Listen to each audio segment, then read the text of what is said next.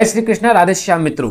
अभी मैंने एक वीडियो को देखा, मेरे पास कहीं से एक वीडियो में आई कि ये भोपाल मध्य प्रदेश की है। यहाँ पे एक लड़का केवल एक शादी के पार्टी में खाने के लिए गया, कुछ खाया होगा, जैसे शादी पार्टी हो रही है, शहर में पढ़ने गया है, वहां पार्टी में पहुंच गया, पार्टी में भोजन किया।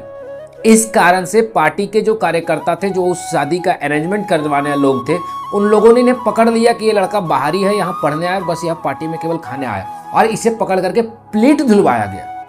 और लोगों ने इसकी बहुत निंदा की कि प्लेट नहीं धुलवाना चाहिए, ये गलत बात है, एक प्लेट खाने से क्या होता है।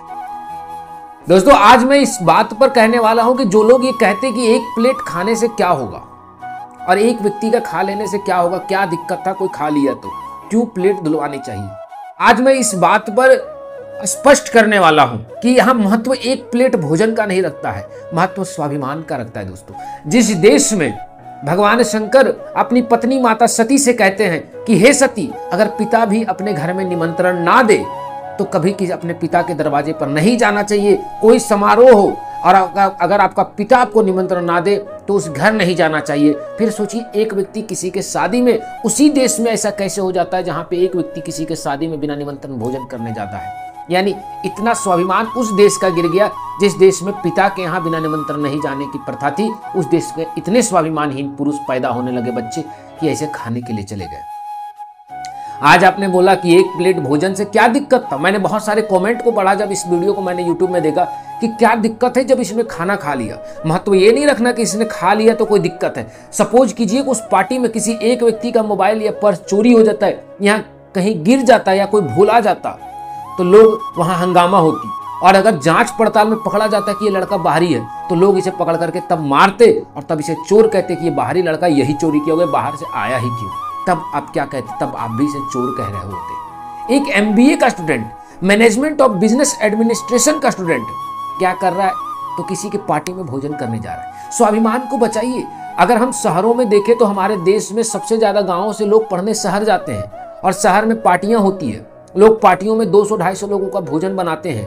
अब वहां पे अगर हम पार्टी में विद्यार्थियों को खाने का छूट दे देंगे, अगर 200 विद्यार्थी भी पहुंचे तो खाना कम पड़ जाएगा। अब आप तय कीजिए कि कैसे खाना खिलाया जाए, क्यों ऐसे लोगों को खिलाया जाए। और जिस देश में MBA के स्टूडेंट को अपना स्वाभिमान नहीं पता है, जिस देश में कहावत कही थी कि स्वाभिमान के कारण महाराणा मर गए पृथ्वीराज चौहान, अरे जिस मान सम्मान और स्वाभिमान के लिए झांसी की रानी नहीं झुकी और वो अपने आप को जिंदा जला ली, उस देश में अगर ऐसे स्वाभिमानहीन बच्चे पैदा होंगे तो कैसे चलेगा। और इसकी गलती मैं इन बच्चों को नहीं दे रहा हूं, गलती हमारे देश की संस्कृति की है। दोस्तों, आज हमारे माता पिता ने बच्चों को MBA तक करवाने के लिए भेज दिया, लेकिन उन्हें ये नहीं सिखाया कि बेटा स्वाभिमान क्या होता है। मुफ्त का कभी मत खाइए, कहीं भी फ्री का खाने के चक्कर में मत पड़िए। फ्री के चक्कर में ही सबसे ज्यादा हानि होता है। आज हमारे जिस देश में कहावत थी कि बेटा अगर मंदिर में कोई पंडित जी प्रसाद देना तो पंडित जी को 10 रुपए दे देना, 5 रुपए 1 पैसा दे देना, लेकिन अवश्य दे देना, मुफ्त में मत खा के आना, क्योंकि पंडित जी ने जो प्रसाद दिया है वो तुम्हें भले मुफ्त में दे रहे, लेकिन उन्होंने कहीं ना कहीं से खरीद कर लाया। उस देश की आज एक ऐसी परंपरा बन गई कि जिस देश में हम कहीं भोजन शादी में जाते हैं, जब हमें शादी का एक निमंत्रण मिलता है कि भैया शादी में आना है, हमें कार्ड मिला, तो हम शादी में जाते हैं तो हम 500 रुपया वहां देते हैं, एक साड़ी गमछी धोती, ऐसे करके हमारे यहाँ आज भी प्रथा चलती, उत्तर प्रदेश, बिहार, झारखंड में, मध्य प्रदेश में, शायद ये पूरा भारत में ये प्रथा है। उस देश में, जिस देश में किसी के यहाँ बच्चा जन्म लेता है तो हम छठारी में जाते हैं, तो हम बच्चे के लिए कपड़े या तो हम उसकी माँ के लिए साड़ियाँ लेकर के जाते। उस देश में कोई मुफ्त में खाने कैसे पहुंच जाता है? क्या हमारी संस्कृति इतनी विलुप्त हो रही है? सवाल तो ये उठता है कि कैसे हमारी संस्कृति विलुप्त हो रही है। जिस देश में हमारे यहाँ किसी के यहाँ जाते थे तो कभी खाली हाथ नहीं जाया जाता है, कभी नहीं किसी के यहाँ खाली हाथ जाया जाता है, उस देश में अगर कोई व्यक्ति किसी के यहाँ जाकर के मुफ्त में भोजन करने जा रहा है केवल, तो सोचिए हमारी संस्कृति कहाँ विलुप्त हो रही है। अपने बच्चों को संस्कृति सिखाइए। दोस्तों, याद रखिएगा, बच्चा BCom कर ले, MBA कर ले, डॉक्टर इंजीनियर बन जाए, लेकिन अगर उसे ये नहीं पता कि स्वाभिमान क्या होता है, इस प्रकार से अगर वो प्लेट धोएगा, आज ये लड़का पूरा देश में चिन्हित होगा। अब इसकी शादी विवाह जब भी जीवन में हो जाएगी ना, एक प्लेट भोजन के लिए पूरा निंदा सहेगा। सपोज कीजिए कि ऐसा कोई 1-2 लड़का चोरी के इल्जाम में पकड़ा जाए, पूरा जीवन माथे पर चोरी का कलंक पड़ जाएगा।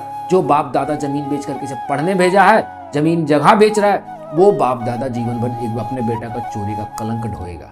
ये प्रकृति हो जाती है। हमारे देश में स्वाभिमान की विलुप्तता हो रही है।